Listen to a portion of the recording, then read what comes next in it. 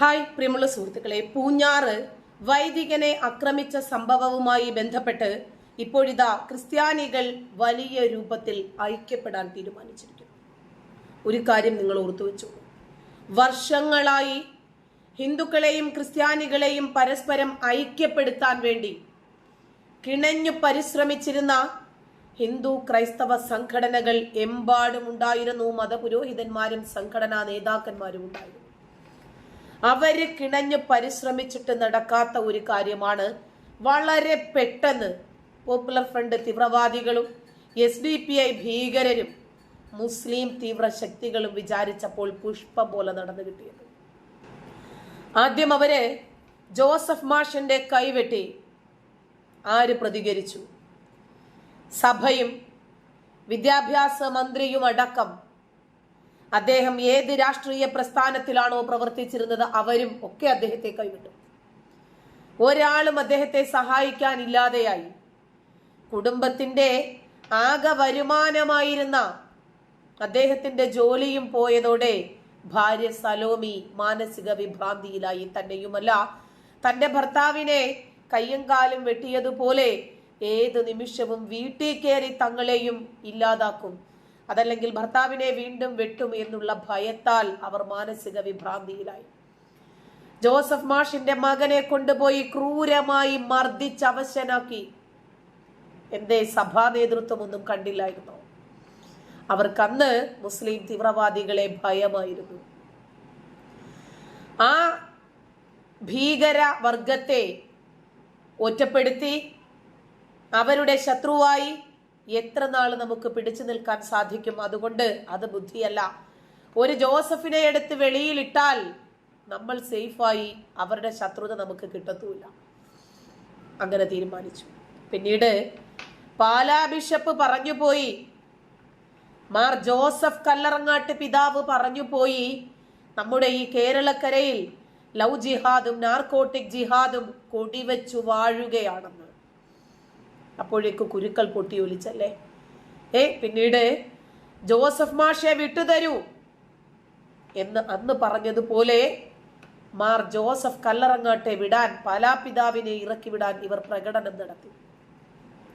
ഇവരുടെ ഈറ്റില്ലമായ mini Syria എന്നറിയപ്പെടുന്ന ഈരാറ്റുപേട്ടയിൽ ഇവരെന്തെല്ലാം കാണിച്ചു കൂട്ടി. ആ സമയത്ത് പാലാപിതാവിന് ഒരു കരിങ്കൽ കെട്ട് പോലെ ക്രിസ്ത്യൻ സഭയും അതുപോലെ ഹിന്ദുക്കളും കേരളത്തിന്റെ മതേതര ജനാധിപത്യ വിശ്വാസികളും ഒരുമിച്ച് നിന്നു.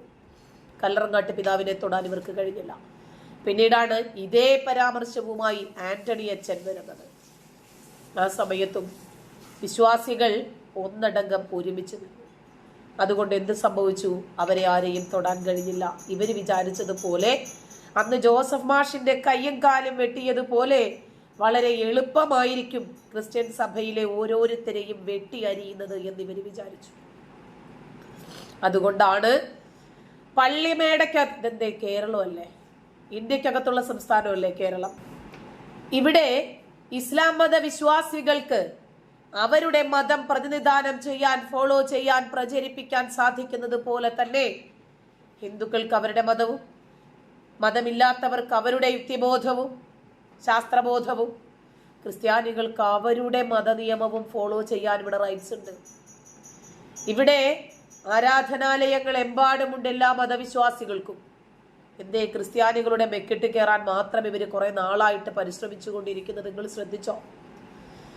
അങ്ങനെ പൂഞ്ഞാറിൽ പള്ളിമേടയ്ക്കകത്ത് കയറി ബൈക്കും കാറും ഒക്കെ റേസിംഗ് നടത്തി 53 പേര് ഒരുമിച്ച് വന്ന് ഭീകര അന്തരീക്ഷം സൃഷ്ടിച്ച് കൂട്ടമണിയടിച്ച് ജനങ്ങൾ വന്ന് പള്ളി കോമ്പൗണ്ടിനകത്ത് തിങ്ങി നിറഞ്ഞിട്ടും ഒരാൾക്കും പേരില്ല.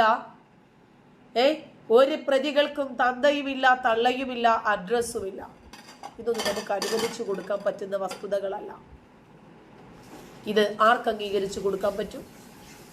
ഒടുവിൽ സഭാ നേതൃത്വം തന്നെ പ്രതികരിക്കാൻ ഉറച്ച് രംഗത്ത് വന്നത് ഒരു വലിയ മാറ്റം തന്നെയാണ്. ഇപ്പോഴിതാ അവര് വിചാരിച്ചതുകൊണ്ട് കേരളക്കരയിൽ ഒരു നല്ല ക്രിസ്ത്യൻ ഹിന്ദു മതേതര ഐക്യം രൂപപ്പെട്ടിട്ടുണ്ട്. ഇന്നിപ്പോ പൂഞ്ഞാറിനെ വിറപ്പിച്ചിട്ടാണ് ജിഹാദികൾക്കെതിരെ ക്രിസ്ത്യൻ സഭ നല്ല രൂപത്തിൽ പ്രതിഷേധ യോഗം സംഘടിപ്പിച്ചത്. പബ്ലിക്കിലൂടെ അവർ മുദ്രാവാക്യം വിളിച്ചു. എന്തേ മുദ്രാവാക്യം? ജിഹാദികൾക്ക് മാത്രമുള്ളതാ? കാണാം.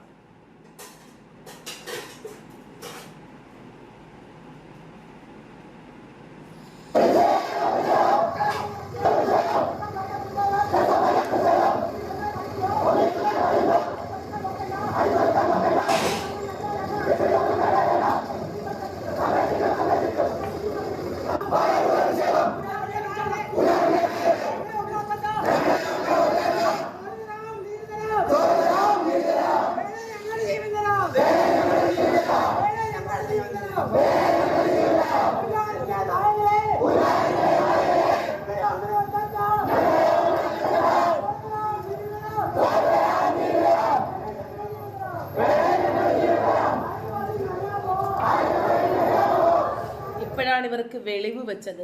ചോര തരാം, നീര് തരാം, വേണേ ഞങ്ങളുടെ ജീവൻ തരാം. ഇപ്പൊ ഇവർക്ക് മനസ്സിലായല്ലേ ഒരുമിച്ച് നിൽക്കണമെന്നും. കൂട്ടത്തിൽ ഒരാളെ തൊട്ടാൽ ശക്തമായ രൂപത്തിൽ പ്രതികരിച്ചിട്ടില്ലെങ്കിൽ നാളെ ഈ കൂട്ടത്തിൽ ഒരാൾ നമ്മളായി മാറുമെന്നും ഇവർക്ക് മനസ്സിലായി.